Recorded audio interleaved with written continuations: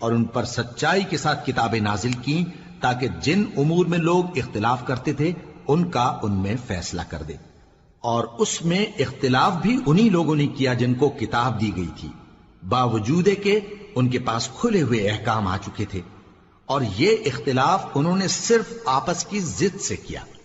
تو جس امر حق میں وہ اختلاف کرتے تھے اللہ نے اپنی مہربانی سے مومنوں کو اس کی راہ دکھا دی، اور اللہ جس کو چاہتا ہے سیدھا رستہ دکھا دیتا ہے۔ کیا تم یہ خیال کرتے ہو کہ یوں ہی بہشت میں داخل ہو جاؤ گے، اور ابھی تم کو پہلے لوگوں کی سی مشکلیں تو پیش آئی ہی نہیں؟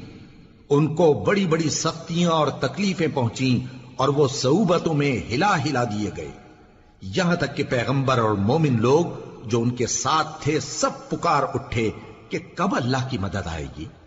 دیکھو اللہ کی مدد ان قریب آیا چاہتی ہے۔